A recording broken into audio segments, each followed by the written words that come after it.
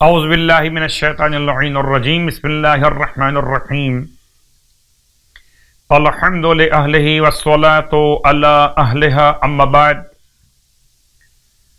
شعبان المعظم کے فضائل اور مناقب کے بیان میں لفظ دعا، لفظ مناجات۔ دعا مانے پکارنا، مناجات معنی سرگوشی میں کچھ کہنا۔ معصوم کی بارگاہ سے دعا بھی نقل ہوئی اور سرگوشی کے حوالے سے مناجات بھی۔ خدا نصیب کرے مسجد کوفہ میں محراب امیر المومنین میں محراب شہادت میں مناجات مولائے کائنات کی تلاوت کا موقع۔ یہ جو مناجات شعبانیہ کے کلمات بیان کیے جا رہے ہیں یہ ماہ شعبان سے مخصوص۔ فرماتے مولا تعلم ما فی نفسی وتخبر حاجتی وتعرف ضمیری ولا یخفی علیک امر منقلبی مثوایا۔ اے خدا، تو میرے نفس میں کیا ہے وہ جانتا ہے، تو میری حاجتوں سے باخبر ہے، تو میرے پوشیدہ کو بھی پہچانتا ہے، تجھ پر پوشیدہ اور مخفی نہیں میرا کوئی بھی معاملہ، چاہے معاملہ منقلب ہو یا معاملہ مسوا ہو، ہر ایک معاملہ ظاہر اور غیر ظاہر سب تجھ پر آشکار اور نمایاں ہے۔ وما اريد ان ابدی بہ من منطقی، اور اے خدا میں نہیں چاہتا کہ یہ معاملہ میں سب کے سامنے ظاہر کروں۔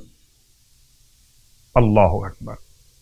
یعنی سمجھیے کہ مکتب عشق میں مانگنا عیب ہے، میں بھی خاموش ہوں، وہ بھی خاموش ہیں، ان کو سب ہے خبر، اس لیے چپ ہوں میں، کیا ہوا آنکھ میں گر نمی آ گئی۔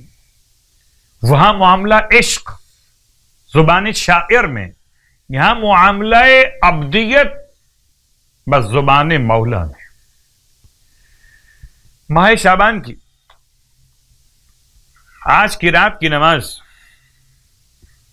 سرکار ختم یہ مرتبہ صلی اللہ علیہ وآلہ وسلم کی روایت میں 2 رکعت نماز 24ویں شب ماہ شعبان کی نیت سے پڑھی جائے گی۔ اس نماز کا طریقہ الحمد کے بعد ہر رکعت میں سورہ نصر کو اذا جاء نصر اللہ، اس سورے کو 10 بار پڑھنا ہے۔ ثواب اتنا کہ خداوند عالم اس کے پڑھنے والے کو نماز کے جہنم اور عذاب قبر سے آزادی عطا فرمائے اور اس کے حساب کو مختصر فرما دے گا،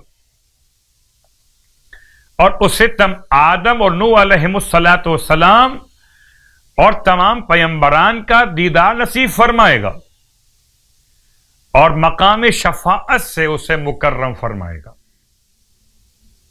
ماہ شعبان کے روزوں کے بیان میں ختم یہ مرتبہ صلی اللہ علیہ وسلم ارشاد فرماتے کہ جو شخص ماہ شعبان کے 24 روزے مکمل کر وہ 70,000 اہل توحید کی شفاعت کرے گا۔ اللہ اکبر۔ کوئی خود شفاعت کا محتاج ہو اور کوئی ہزاروں کی شفاعت کرے، خدا ہم سب کو یہ موقع عطا کرے۔ ماہ مبارک شعبان کے صیام اور قیام کی توفیق عطا فرمائے، الہی آمین۔